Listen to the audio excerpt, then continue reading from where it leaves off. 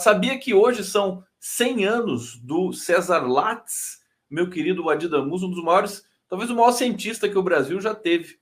Só não ganhou o Nobel por aquelas tratativas ali negociadas da Academia Sueca. Tudo bom? Seja bem-vindo aqui. Felicidade, saudade de você, querido. Tudo bem, Conde? Saudades recíprocas. Sempre bom estar contigo e com os nossos amigos, nossas amigas aí que te acompanham. Eu sabe o que o Adi, você está muito associado, Adi, na minha memória afetiva, à luta pela libertação do Lula e pela volta da democracia no Brasil nesse período terrível que a gente teve. E agora você está a todo vapor aí na Senacom. Como é que está sendo essa vida? Como é que está sendo essa lembrança também de tanta luta? Você que é uma das figuras mais próximas do presidente desde sempre e que a gente admira tanto. Olha, Conde, de fato são dimensões díspares, né? Sim, muito A diferente, né? princípio, exatamente. Uma não tem... Aparentemente, uma não tem nada a ver com a outra, né? Ali se tratava já de um período de exceção, né? Foi desenhado pela famigerada Operação Lava Jato, né, que culminou com a prisão do presidente Lula, né? Eu era parlamentar naquela época e fui constituído advogado do presidente, fiz parte da sua equipe de advogados. Então era um momento já de polarização, um momento em que o Brasil estava mergulhado ali, já mergulhando no período de exceção. É o período também que houve impeachment da presidenta Dilma, né? Um golpe de Estado perpetrado pelo parlamento. Enfim, e hoje eu estou aqui na Secretaria Nacional do Consumidor, né? Rapaz, eu vou te confessar, o Flávio Dino que me convenceu para aceitar essa secretaria, eu vou te confessar que no início eu tive uma certa dificuldade de me dimensionar nisso, né? Pô, isso aqui não tem nada a ver comigo. Pô, isso aqui, eu vou ficar tratando aqui de geladeira que chegou com defeito, televisão que Não é a nada imagem disso. não aparece. E não é nada disso. Exatamente como você está dizendo. Depende muito de como você interpreta a legislação atinente aos consumidores e como você quer se comportar, como você se vê dentro desse sistema, né? Então, nós fomos construindo, eu fui construído para mim mesmo, né? Eu não vou ser um PROCON nacional, né? Nós vamos atuar numa esfera mais de superestrutura e de encontrar formas de construir política pública estruturante em relação às relações de consumo. E também eu tive que encarar a realidade, essa questão de relação de consumo diz respeito ao dia a dia das pessoas, né? As pessoas, no seu cotidiano, sempre têm determinado tipo de problema gerado pela relação de consumo. Desde problemas, como eu te disse, né? E aqui eu não tô menoscabando, eu não estou menosprezando, né? Um cidadão que economizou, uma senhora que economizou para ter uma geladeira melhor, uma televisão melhor, e que a compra não sai a contento, isso afeta a vida das pessoas, né? Então nós temos que ter sensibilidade, né? O cachorro, né? Hoje a relação com os animais de estimação é uma relação de família, de parentesco. Um cachorro, quando morre, é como se um filho, né? Para muitas pessoas, é como um filho, um marido, uma esposa, um neto, né, tivesse morrido. Então, nós temos uma gama de questões, né, que, ao longo do tempo, afora as obrigações, como nesse momento, como servidor público, eu tenho que cumprir, mas foi me dando uma certa satisfação, né? Estou percebendo que você está pegando gosto, né, pela secretaria.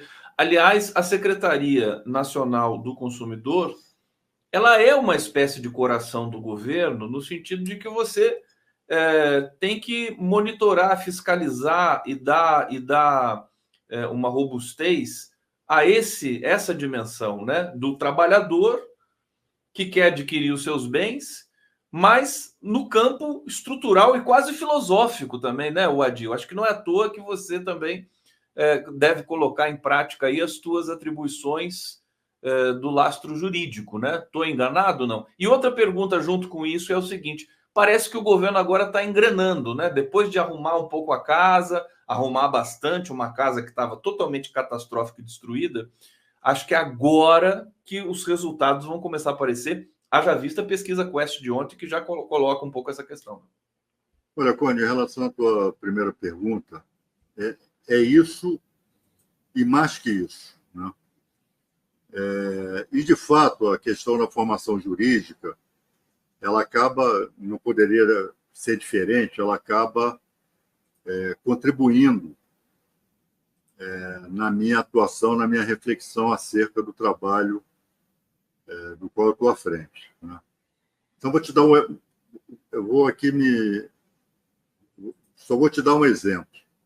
Ao que aparentemente, né, não teria nada a ver com uma relação de consumo, consumidor, consumidora, com fornecedor de serviço, que são essas plataformas, as big techs, né? O Instagram, o Facebook, o Twitter, enfim. Claro.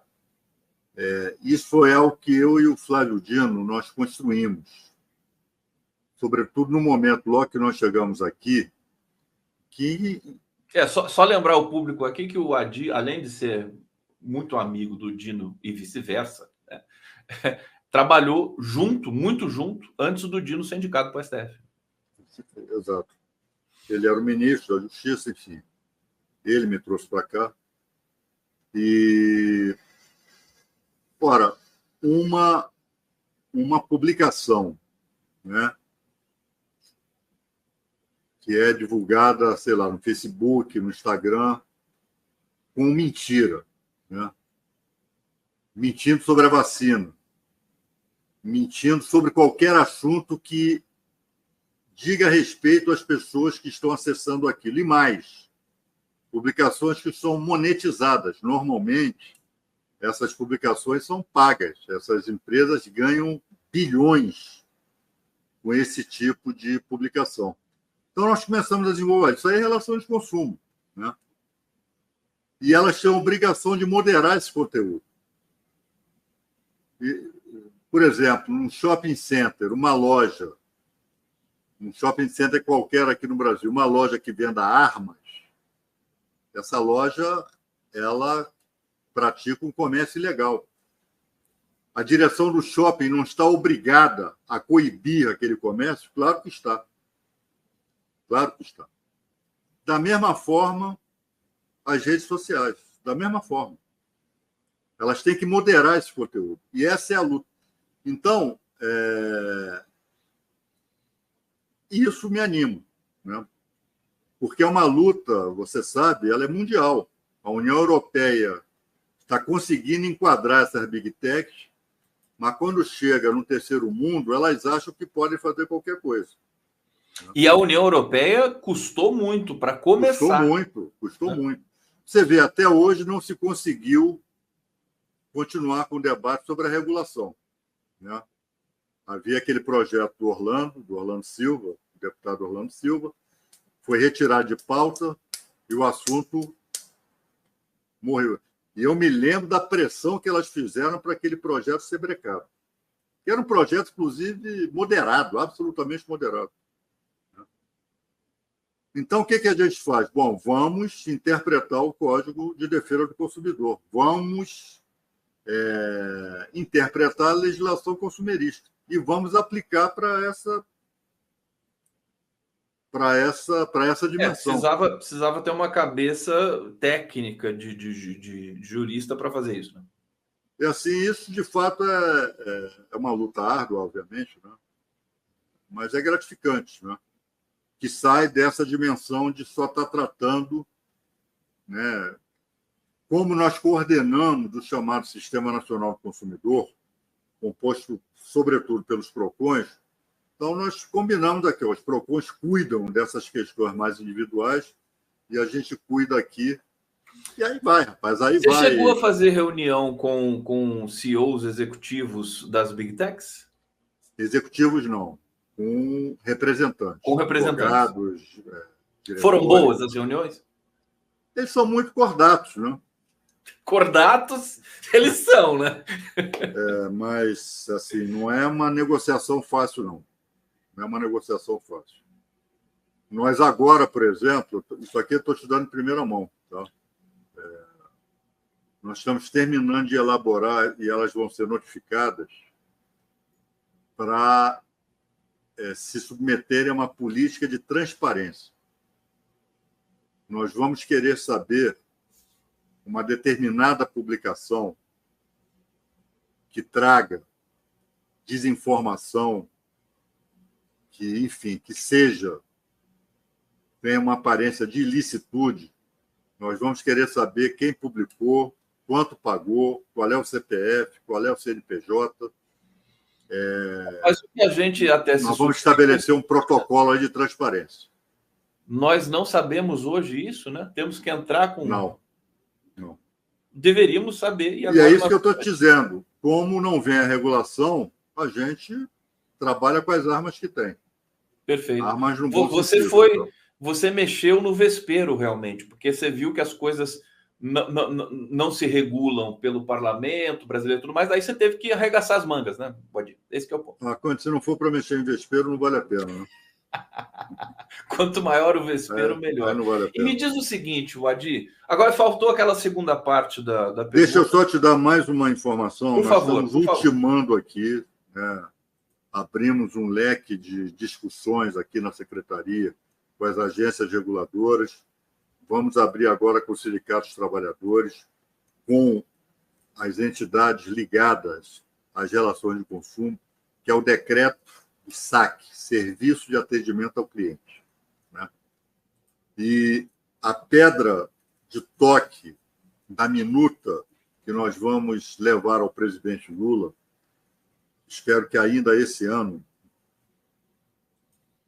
é estabelecer que o atendimento ao cliente, ao consumidor, seja feito um percentual de, no mínimo, 70% por seres humanos, que hoje ninguém aguenta mais ser atendido por robô, né?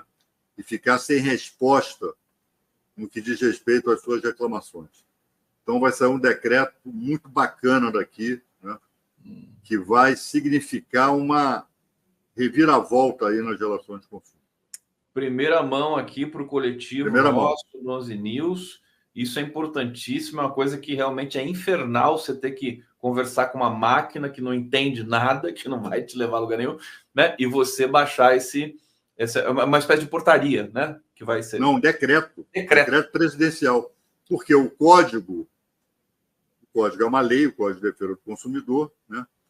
E que estabelece que ela deve ser regulamentada naquilo que, enfim, que precisa de um melhor desenvolvimento, né? Que a lei por si só ela não atende, porque o código foi editado em 1990, de lá para cá é muito tempo. As relações de consumo, hoje tem Big Tech, tem plataforma digital, tem isso, tem aquilo. Então, o decreto atual é um decreto ruim, que é um decreto, não sei se é do tema do Bolsonaro, né, que inverte a lógica, né? O atendimento humano é só 30%, e nós, dentre outras coisas, nós vamos estabelecer isso. Então, acho que o presidente Lula vai ter muito prazer em assinar. Muito bom. Obrigado, viu, Wadi, por ter essa generosidade de anunciar aqui em primeira mão. Depois a gente vai fazer um recorte da sua fala e publicar nas redes, e vai viralizar isso aí, porque é uma notícia que todo mundo está aguardando com alguma ansiedade. Agora, o decreto anterior, né, o do Bolsonaro, era 30-70. O atual. 30-70. E agora você vai ter o inverso, 70 de humanos e 30 de máquinas. Isso pode até gerar emprego, né? Não. Pode não, vai gerar Vai emprego. gerar Vai emprego. desenvolver, né? Vai implementar, robustecer esse trabalho de telemarketing, mas regulamentado, né? E nós vamos tratar também dessas coisas, né? Todo dia a gente recebe ligação de oferecendo isso, oferecendo aquilo, te importunando o dia inteiro. Nós vamos tratar dessas questões também. Muito importante. Você sabe como é que eu faço? Eu já tratei da minha questão, viu? Eu aqui dentro da minha Senacom pessoal, eu simplesmente não atendo. Né? Eu também não atendo. Eu não atendo e eu perco alguma ligação importante, não tem problema nenhum, mas eu não atendo. Eu também não faz assim, ninguém mais liga para ninguém, né, que não tiver na minha agenda aqui de números de pessoas, eu não atendo. Perfeitamente. E a segunda parte da questão, que é o governo engrenando. Eu queria um comentário geral, não só no escopo do teu trabalho, mas evidentemente com destaque para isso, mas o governo todo. Você acha que está nesse caminho agora? Olha, quando de fato. São duas questões. O governo, o presidente Lula, desde o início, estava entregando muito. Estava entregando. Desemprego caiu. Isso não foi de ontem para hoje, né? Isso vem sendo construído desde o início do governo. Desemprego caiu, inflação caiu, né? Preços de produtos gêneros de primeira necessidade caíram, né? E, enfim, isso não estava repercutindo. Isso não estava repercutindo na população. E, de fato, se você disser que estava faltando ali no governo uma certa coordenação, eu vou te dar razão, é verdade. Eu sempre digo isso. E acho que continua faltando. Falta um Zé Disseu ali. Olha só, o Adi aqui ao vivo falando que falta dizendo, né? Mas enfim. E você, obviamente, todo mundo notou, o presidente Lula, de um tempo para cá, assumiu pessoalmente uma série de questões, tanto do ponto de vista da articulação política, quanto do ponto de vista do embate, né? E eu me lembro que ele, quando começou a descer o cacete no Banco Central, essa figura, né, que tem esse DNA, né, do seu avô, que tanto mal causou ao Brasil, e o atual presidente do Banco Central continua causando mal ao Brasil, com essa política de juros extorsivas, né? E o presidente Lula comprou a briga. E está aí o resultado. Está aí o resultado. E essa questão de juros, rapaz, ela fala de perto ao bolso, sobretudo do consumidor, do cidadão mais pobre. Isso envolve evangélicos, isso envolve católicos, isso envolve ateus, isso envolve todo mundo. Claro. E é óbvio que isso teve reflexo nas pesquisas.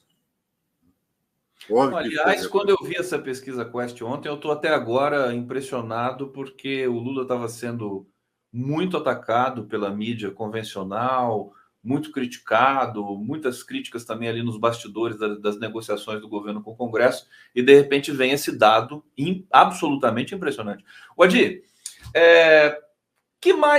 o que tem aparecido mais para você? Por exemplo, essa questão da taxa da blusinha, que foi chamada de taxa da blusinha, até onde ela apareceu aí como uma questão a ser tratada pela Senacom? Não deu tempo ainda de aparecer. Não deu tempo ainda. A reclamação ainda não deu tempo. Mas, na sua visão, isso pode gerar alguma coisa? Pode. Mas a gente tem que aguardar. Onde aqui são inúmeras coisas. Uma pauta que tem sido muito importante, né, e que nós assumimos no primeiro semestre, aliás, desde o final do ano passado, concessionárias de energia elétrica. Isso é um tormento para a vida do brasileiro. Os apagões constantes, né, que aconteceu em São Paulo no ano passado, aconteceu esse ano, né, e nós estabelecemos uma linha de não aceitar a mera argumentação de evento climático. O mundo hoje todo sabe que esses eventos climáticos extremos eles tendem a se a ser o novo normal, a acontecer num intervalo de tempo menor. Então, essas empresas, já que elas quiseram, já que o serviço foi privatizado, e elas se apresentaram como capazes de administrar o serviço de concessão de energia elétrica, elas têm que ter previsibilidade, elas têm que ter políticas preventivas, né? Então, nós já multamos aí diversas delas, né? É claro que o Rio Grande do Sul é um caso à parte. Isso aí, de fato, foi uma catástrofe sem precedentes aqui no Brasil. Foi algo, né? Mas também mostra que elas têm que ter políticas de prevenção, né? Onde é que... Estou dando exemplo. Onde é melhor não ter fiação, que a fiação seja subterrânea, né? Que as árvores caem em cima. Claro. Né? E no desenvolvimento do nosso trabalho, nós fomos vendo, né? Elas terceirizaram uma série de serviços especializados, foram terceirizados, né? Elas não estavam preparadas para assumir, né, situações desses eventos climáticos que tendem a se agravar cada vez mais por conta aí do aquecimento global. Então, Então, rapaz, agora, aqui nesse é um mundo... ponto, a Senacom, ela intervém, faz gestões também, por exemplo, com relação à operadora aqui da energia em São Paulo, que é uma italiana, né? Parece que Enel. vocês tiveram gestões ali junto com eles? Já aplicamos diversas multas, inclusive. Muitas multas, né? Verdade. Desde aquele último episódio lá. Então, assim, a Light lá no Rio, a Enel também opera lá no Rio, no interior do estado é Enel, né? Assim, elas não quiseram assumir, né? Não se fez uma campanha aqui no Brasil ao longo dos anos criminalizando o serviço público, dizendo que preço de tarifa elétrica aqui era caro porque era estatizado e era um serviço ineficiente. Então, elas vieram com essa aura da eficiência e do preço baixo. E não é o que se vê. O Adi Damus, aqui no 11 News. Vou para o bate-papo aqui pegar alguns comentários. O pessoal feliz de ver você aqui, viu, Adi? Começando com o Edson Antunes aqui. O país maior produtor de carne do mundo tem um povo que não tem acesso à carne. Bom, agora vai ter, pelo jeito, né? A carne indo para a cesta básica. Aliás, uma notícia impressionante ontem, né? O presidente Lula endossou. Isso, na verdade, ele é o grande patrono dessa decisão, exatamente, embora ela tenha sido tomada na bacia das almas ali do Congresso. Saúde de qualquer idade, Tanel Campos está dizendo, como está a GLO que Dino e Capelli iniciaram? Bom, isso eu não sei, acho que já acabou, né? Aí teria que ver. Isso aí é outra área aqui do Ministério, é né? outra área de Segurança Pública. É uma pergunta geral aqui do nosso assinante. Mas tinha prazo, né? Tinha prazo, eu não sei se ainda está em vigor, enfim. É porque o Adi é um entendedor de todas essas questões, né? Marta Martins Meyer, orgulho desse carioca das Laranjeiras, tá aí. Porém, vascaíno. Porém, vascaíno. Eu ia falar, Laranjeiras é Fluminense. Mas aliás, Laranjeiras... Não, sim. O estádio Fluminense fica lá. Mas a maioria dos que moram em Laranjeiras torcem pelo Vasco. Ah, torce pelo Vasco? Não sabia. É só você ver quando tiver jogo Vasco Fluminense, quando o Vasco fizer gol, quem mora ali percebe claramente como tem vascaíno lá em Laranjeiras, na hora da comemoração. O vascaíno é que nem Praga, né? O Adi, que está em todo lugar. O Adi Socorro leva o presidente revogaço... Cadê o revogado da Previdência Social? Promessa de campanha de Lula. É triste ver tirar 40% dos aposentados por invalidez. Bom, também é um tema que eu acho que o Adi não está trabalhando, mas, enfim, é aquela coisa... Mas eu não entendi direito a formulação também. A formulação, também não sei se eu entendi muito bem, mas ele quer o revogaço. Revogaço exatamente do quê? Do que foi pretendido. E assim, o que tirar 40% de aposentados por invalidez? Eu não entendi também. Tá meio truncado aqui. Bom, tá lido o seu comentário, Santos Camargo? vamos chegar a alguma definição aqui ao longo do nosso programa. Hoje os outros convidados poderão comentar também. Silene Carvalho Machado, excelente atitude, chega da falta de humanos em situações que nem que se necessita de humanos, sabe? Elizabeth Beth Andrade, eu também tem também o assédio de operadores de telefones celulares, é de matar. Fernando Ferreira, valeu, meu candidato, grande ideia deve ser colocada efetivamente. Quanto mais rápido, melhor. É um saco ter a ser atendido por robô. Marta Meyer, 70% gente, 30% robô. Claudete Fleck, bom dia, tem fiscal nos supermercados? Espera aí que a gente já vai falar disso.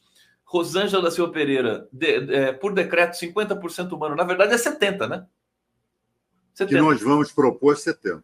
Perfeito. Zé Carlos Faria, PEC 65 foi para o saco. Fora Bob Fields Neto. Essa questão dos reajustes dos supermercados, alta de arroz, e aí o governo disse que ia importar, depois acabou não importando, o arroz voltou para um preço normal. Como é que está essa situação, por exemplo, do preço que o trabalhador lida diariamente no supermercado, no seu enfoque aí, o Adi? Isso entra na tua reflexão aí de rotina? Pode, na verdade, a gente atua no plano quando há abusividade, né? Quando uma determinada esfera de consumo, né, tem aumentos, tem reajustes despropositados, abusivos, né? Qual é o parâmetro para dizer que é abusivo? Esse é um grande problema, porque não há tabelamento de preço aqui no Brasil. Quando o preço do combustível sobe, por exemplo, como caracterizar que isso é abusivo? Isso envolve uma série, envolve a Petrobras, envolve essas distribuidoras, né? Então, há coisas que nós ainda temos que robustecer a administração pública no sentido de criar instrumentos que nós possamos aferir instantaneamente o que é abusivo e o que não é abusivo. Entendeu? Agora, se for comparar preço de comida hoje, comparar com na época do governo anterior, não tem nem comparação. Não, nem começa a comparar. É que é aquela coisa, comparar com o governo anterior também já começa a ficar...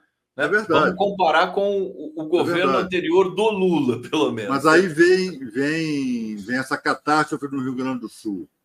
Claro. Não tem jeito, isso vai influenciar num determinado momento. Mas nem influenciou tanto, né? Pelo que a gente está vendo. Olha, eu tô no bastidor aqui com o Fernando Brito. Daqui a pouco o Felipe Pena vai chegar. Deixa eu colocar o Fernando Brito aqui, que ele está com uma carinha de quem quer fazer alguma pergunta pro nosso Adi Damus. Ô, Brito, bom dia, rapaz. Como é que você está? Só tem uma coisa que eu gosto mais do que fazer perguntas com o Adi dando bom dia a todos os espectadores.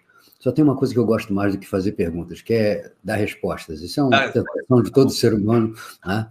E de ser afirmativo. E eu discordo um pouco da afirmação do Adi, né, de que se normalizaram. Você tem um artigo ou outro que realmente se normalizou, voltou aos preços anteriores, por exemplo, o tomate, né, que hoje está custando 5, 6, 7 reais e já chegou a 13, 14, né, e é um item básico na alimentação dos brasileiros, mas existem outros artigos que não perderam o embalo dessa alta que aconteceu a pretexto das chuvas no Rio Grande do Sul. E me parece que talvez a coisa mais decisiva é que nós não temos, como tivemos em outras épocas, instrumentos de intervenção do Estado na formação desse processo de preço, né? Esse episódio do leilão frustrado da compra de arroz mostrou como o governo perdeu não só os instrumentos, como também a embocadura para fazer as intervenções pontuais no mercado que são necessárias para evitar esses picos de preço. Porque a especulação ela é própria da atividade negocial, da atividade comercial. Se você tem um produto que está com itens na composição de preço pressionando, é claro que você tende a levar de cambulhada todos os outros valores de formação de preço. Então, eu queria perguntar ao Adi se está no escopo das intenções do governo a recriação desses instrumentos, o mais conhecido deles, a formação de estoques reguladores para interferir na formação de preços dos gêneros alimentícios, que, afinal de contas, é a parte da inflação que mais pesa no dia a dia das pessoas. E antes do Adi responder e se despedir, porque a gente está aqui fazendo a transição para receber o grande Felipe Pena. Seja bem-vindo aqui, viu, Felipe? Obrigado. Carinho. Salve, Conde. Bom dia, Fernando. Bom dia, Vadir. Prazer estar com vocês aqui. Bom dia. Bom dia. O Adi. Fernando, olha, isso aí não é minha área, né? A gente atua na dimensão de enfrentar abusos. A gente não participa da questão de política. Então, o que eu sei, a gente não participa da política de regulação de preço ou de formação de estoque. Enfim, isso são outras áreas do governo. Agora, o que eu sei é que essa é uma preocupação permanente do presidente Lula, né? Eu não sei te informar que medidas de curto, médio ou longo prazo estão sendo tomadas em relação a isso, porque isso não faz parte aqui das nossas atribuições. Isso aqui é relação de consumo, né? Claro, se vem uma denúncia, que o arroz, de repente, Nós atuamos, por exemplo, lá no Rio Grande do Sul, juntamente com os PROCONs locais, no auge lá da catástrofe, tinha comércio vendendo água mineral a R$100. Aí a gente atua. Isso é claramente abusivo, né? Isso é claramente o aproveitamento de uma situação de catástrofe para manipular preço. Agora, a política, né, estruturante de regulação de estoque, etc., isso não faz parte aqui das nossas atribuições, né?